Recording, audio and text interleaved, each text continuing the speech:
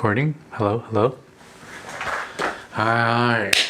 Hey guys, thank you for stopping by my channel. Today we're going to be sharing something that normally isn't on my channel, but it's something that's near and dear to me, and I wanted to document this story just for me to keep, and I thought it'd be cool to share with you guys too. As you may or may not know, I am half Hmong and half Lao. My dad is Lao and my mom is Hmong, and they met in the States, but before then they both immigrated here from the country of Laos. And today I'm just happy to share with you guys my mom's story of how she immigrated from Laos to the States. A little bit of homework before you guys get into this. I encourage you guys to look up the history of the Secret War and the Hmong people's role in the Secret War, and that will give you a lot of backstory as to, you know, what my mom's family was going through before they decided to come over to the United States. And also a lot of that is just a lot of really cool history, just learning about the Hmong culture and about Hmong history. With that being said, we're just gonna get right into it, and I hope you guys enjoy my mom's immigration story from Laos to the United States. Good afternoon. My name is Saysombath. I'm an Hmong and I'm married to a Laotian guy. My Hmong name is Kayin Tao. I've been here since December 6, 1979. Well, where I was born, I don't know. I don't even know the city. All I know is that I was born in Sam Nua. From my dad's story is that after my grandpa died or passed away, then it's just like they just moved town to town because of communists. Mm-hmm. And so just keep on running from town to town, and here we are in America. And as far as I remember is that we live way out in the country. The city or the town that I live in that I remember was called Pukun, but most people call it Don't Da. Mm-hmm. And we lived there, and then somewhere between 1975 when communists came started, or they already came took over to Laos. Uh-huh. And my uncle, my dad's younger brother, which is the only one brother left, and so he already came to Thailand due to communists took over, and since he's one of the leader, I guess, I don't know, captain? Like a general type thing? Not general, maybe the captain. In like the military? Uh-huh. Okay. And so back then, America was able to help them fly to Thailand. For what I understand is that Laos has an agreement with everybody else that they're not going to use their country to fight. Mm. So therefore, the Laos government referred them to the Hmong people, mm-hmm, to help them do the war, because Hmong people doesn't have a country. Oh, okay. And they just live in So Laos. It's like there's no ties. They're basically the Laos people cannot get in trouble because they're not Lao or anything, you know. Yeah. So the Laos government referred them to the Hmong people. So when they go to the Hmong people, and then that's when they use the Hmong people to monitor the crossing line from China to I guess back then they already took over the northern part of Vietnam, right? Okay. So they monitor the border line between Vietnamese and Laos. So the Vietnam War and the Laos War is kind of in the same way in the time, because as soon as they took over Vietnam, they come over to Laos. So the American provide airport or airplane for them to fly to Thailand, and they only run that like maybe 2 or 3 days. Yeah. So especially if you are a commander or captain, you get the first choice to come across. Okay. My uncle left to Thailand. His family is still in Laos. Uh-huh.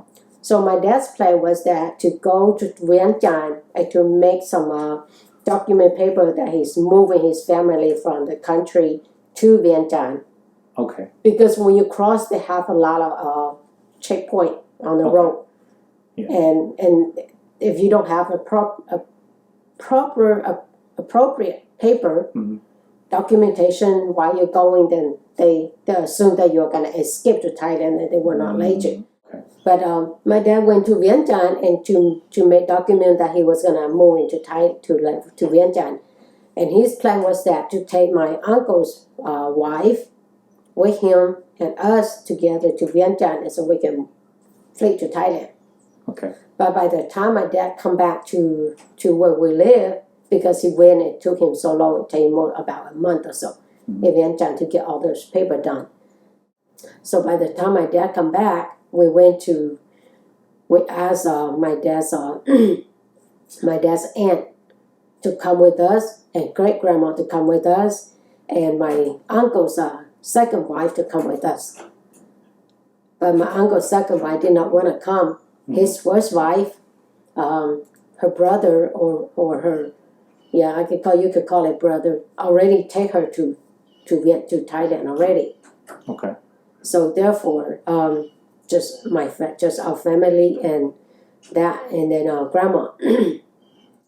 And after we stayed there in Nasu for a week, then we finally got a taxi where it would take us to Vientiane. We got to the state where they call it Lac Sipsong. That's we have to spend the night because there's a gate that they check everybody, and if they don't want you to go, then you can't go. Stay there. And a lot of time people got killed from there. Toward the night they won't let us go, so my dad had to go talk to the captain that guard the gate there. Go talk to him, gave him some money,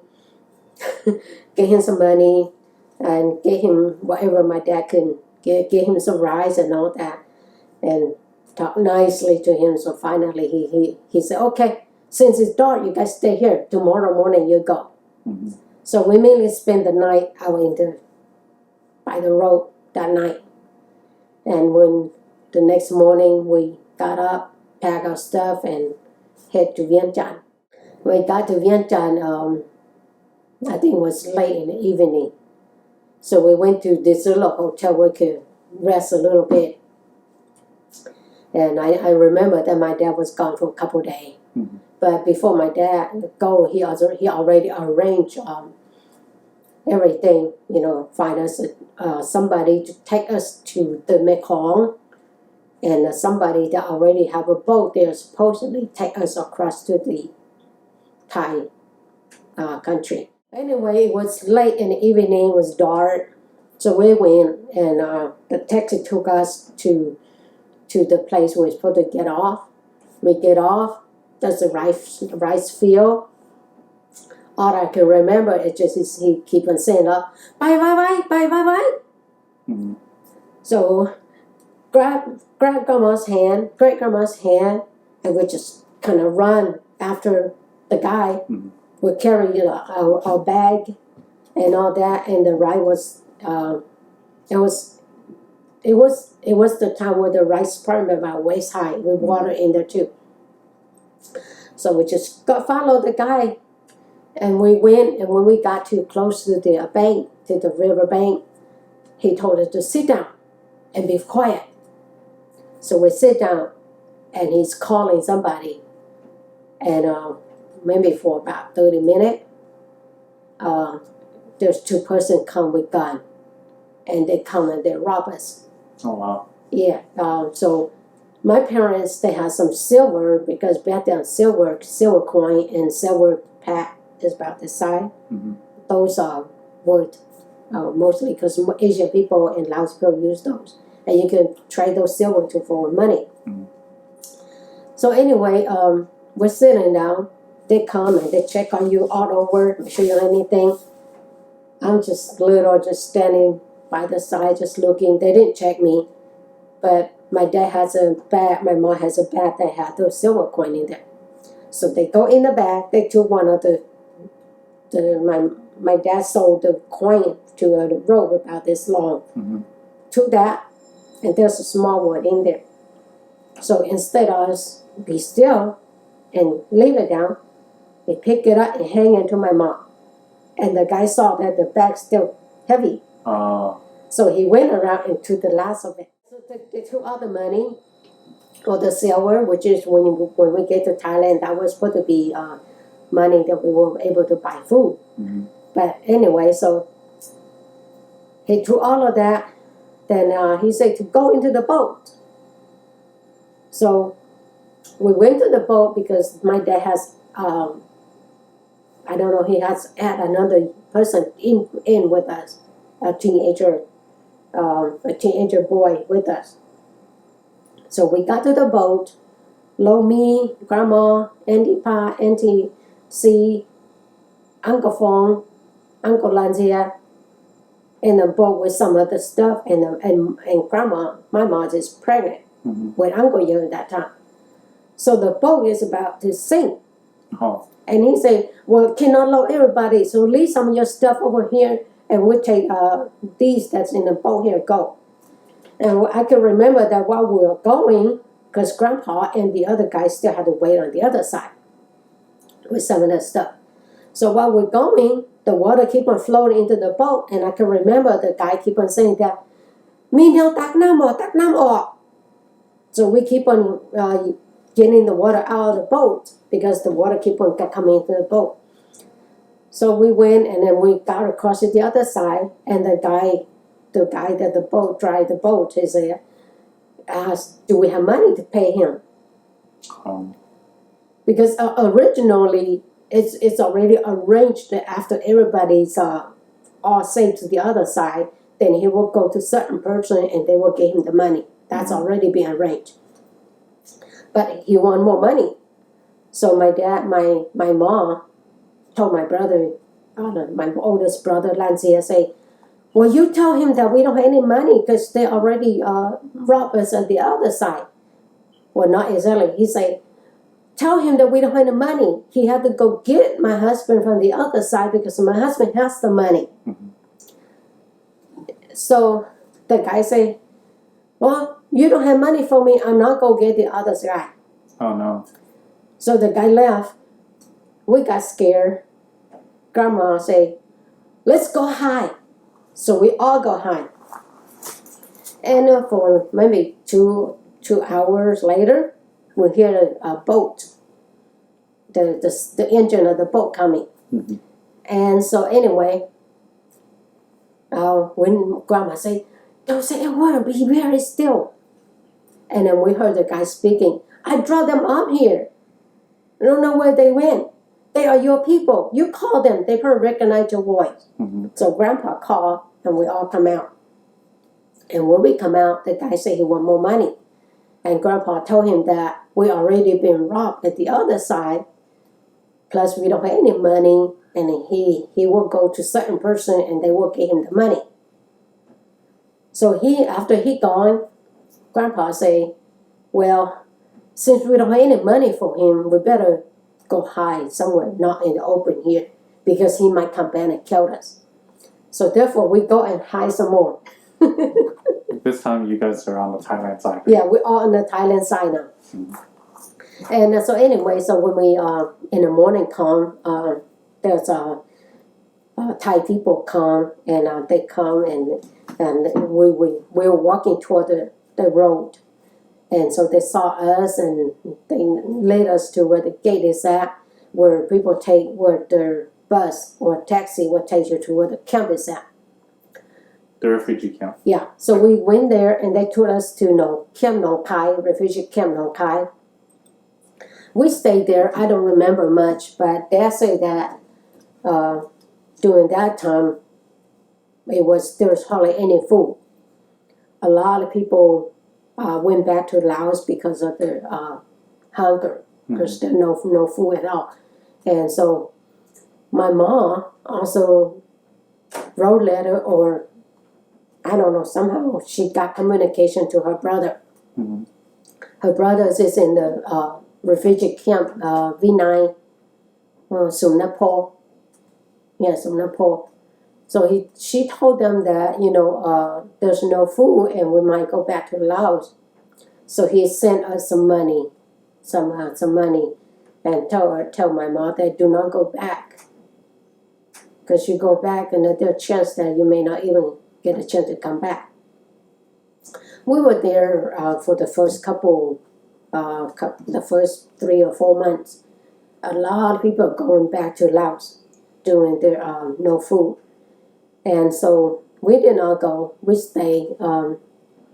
We stayed there. While we were there, Grandpa keep on going to church, to Catholic church, and he also told the Catholic pastor that he want to become a Christian. And they keep on telling him that, no, you need to come until we make sure that you want, that this is what you want, before we will come and pray for your family. So anyway, one day, Grandpa was talking to our neighbor next door, talking to him, and he saying, you know, I myself a pastor, CMA. And if you want, I could come. I could tell, some of the elder and some of the youth will come pray for you and your family. Just tell us the time and we'll come. So Grandpa just come and tell Grandma, do not go anywhere tonight, all of you. And we just stay and don't know nothing. Even they come, bunch of strangers come, they sing song, they pray, they read Bible, and they pray over you. And that's all I remember.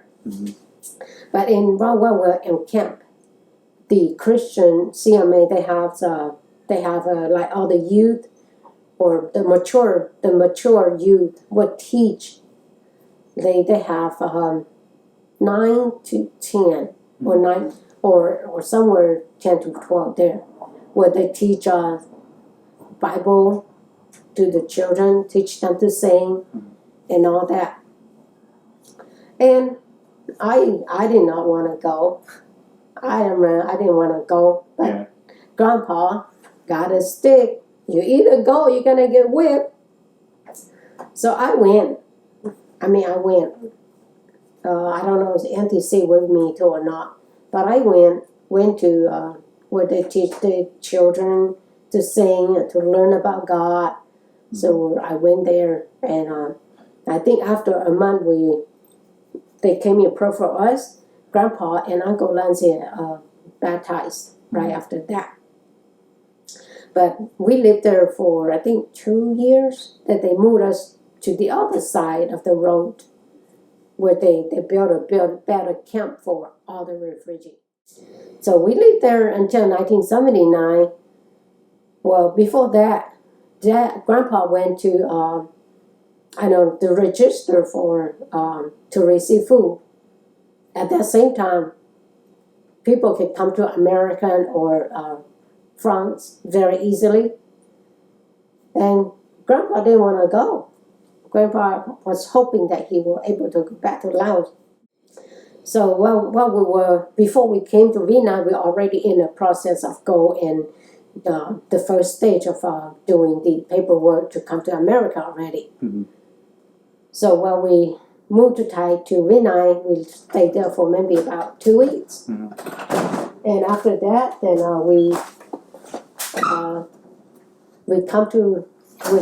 have paperwork to come to America. But while we were on our way to Bangkok, which is where all the people that go to other country has to go through. Go to Bangkok, you go have your physical checkup and all that. Make sure you pass all your physical checkup. But because we were there the whole day until late at night, we got to the hotel probably about, I would say about 12, almost 12, maybe about 10:30 or 11. We're all so tired, and they say, you need to be up by 1 o'clock to catch your bus to go to the airport because you're going to going out to your final destination, to America tonight. So while we were there, we're also tired, so we sleep. So we didn't get up on time. By the time we got up, I think Grandpa and Grandma awake was like probably 2 o'clock. By that time, everybody's already gone. So we missed our plane. And in the morning, then Uncle Lancy go down and talk to them. They say, well, there's a bus will come and take you up, and it will take you to a different place, which will be another camp. So after 3 months, they are, you know, a lot of people in there, they could say a lot of things. They could say that, well, since your mom has, you know, something in her lung, they're probably going to send her to a different camp. And in that case, you know, the rest of the sibling can go, and when that person and another person can stay with her. So, but Uncle Lancia was fortunately he able to get a job with the interpretation department and go work over there. And somehow I guess he go through our paperwork. I'm able to file a file why we're not able to come or thing like that. So I guess he resubmitted, and then we're able to come, the whole family, not just only the sibling, but the whole family. So we submit our application to America because our uncle live in North Carolina already here, and he's our sponsor. Okay. So we came to North Carolina. By the time we got to North Carolina, December 6th, it was cold. What year? December 6th? 1979. Okay. December 6th, 1979. But we come in, I think, San Francisco or Fresno that we had to land. Mm-hmm. We land there, do all the paperwork, go stay in the hotel. The bus can pick us up the next day and bring us to the airport, and then that's where we got to Charlotte, North Carolina. First, we come and we just, my uncle picked us up, and we just come and stay with him for, I think for a month. My uncle had found a duplex, which is a government subsidized, that has 4-bedroom, I believe. So my parents, after New Year, my parents moved to that place. Nobody know how to drive, but me and Auntie Pa stayed with Uncle because they didn't want us to change school in the middle of it. So anyway, so we stayed with Uncle for the whole semester. But by that time, my uncle also find another church, which is Church of Christ, that come and help my dad. So if my dad we need something, we call him and he come pick my dad up, which Uncle Lancia could speak English by that time. So Uncle Lancia could call and tell them to come and help him. But Uncle Lancia doesn't know how to drive yet. Well, shortly after that, he will know how. But anyway, me and Andy Bass stay with our uncle. They have their house probably like 3-bedroom with a basement, and the basement has a room. So me and Auntie Pa stay with their 2 daughters in the bedroom. We don't speak English, which is funny is that I don't speak English well, but I do speak Laos. While we're going to school there, they have bring another Laos boy to that school. He doesn't speak English, but he got into a lot of trouble. So every time the parents they call him to the office. I had to go interpreter. My cousin had to go interpreter. I speak Laos to him, and I translate into Hmong, and then she in turn speak into English into the principal. So every time he got into trouble, then the 2 of us had to go and do that whole thing over. But for that semester, that guy come in there, and the next semester, I think they moved somewhere because I haven't seen him. That the next semester that we moved to Antibody, and I decide, not decide. We finished the semester, so we went to stay with Grandma and Grandpa, and we started we started high school. No, not high school, junior high, 8th grade. Because I began in middle at 7th grade. And since even Antipas older than me, because language barrier, my uncle just put everybody into her daughter's classroom. Oh, wow. Because her daughter, to make it easier. Yeah, because her daughter is about my age, so he just enrolled all of us into the same classroom. Even Tracy's mom into the same classroom. By that time she's probably about like 20 already. Oh, wow. So they go ahead and enroll her in the same classroom too. So we all in the same classroom. After that, we go to separate.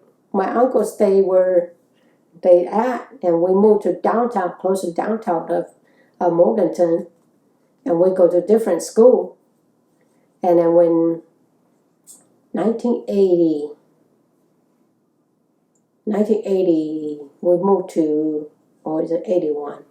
I think 81. Yeah, 1981, we moved to Colorado. Mhm. Grandma went to visit her side of family in Colorado, and she come back, and some of the uncle, the low side, call and talk to my dad and say, well, why don't you guys just come over here? So Grandma and NTC went to Colorado, and me and Grandpa and all the little one, we went later, about a month later. We took the bus to Colorado, which is, I'm still very emotional sick, so I'm kind of throwing up the whole time we go up there. Yeah.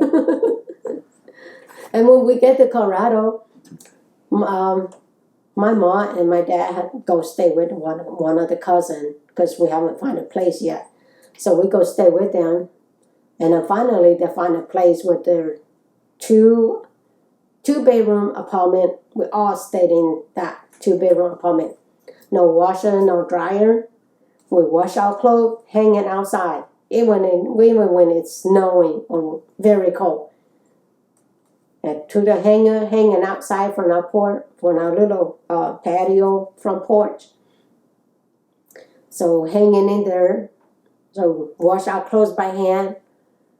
And I think we stayed there for at least a year before we moved to apartment, government subsidized, where they have like, I think 5-bedroom. Mm. Because mom and dad has grandma had lots of kids. By that time, it's Uncle Mary, Uncle Yer, Uncle Simon, Auntie Mary's already born. So there are lots of us, and and great grandma come and stay with us too. So, So we stayed there until I finished high school, 1985. Finished high school, and then I went to get a certificate in dental assistant. I finished my dental assistant degree.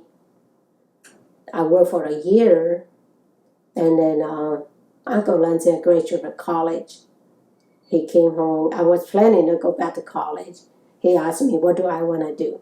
I said, well, my goal is that I want to go to a Christian school, and I want to, and then maybe get an associate in Bible stuff, and then get my nurse degree from there in regular school, and then I go to mission field as a nurse to be a missionary. Uncle Lindsay said, well, why don't you go to Taco Falls? I said, no, I've never been away from home, and I'm going to be homesick. I don't want to go away from home. Say, no, you should go and, try it. So anyway, I went to college, and that's where I majored at. The rest is history. Yes. And that's it.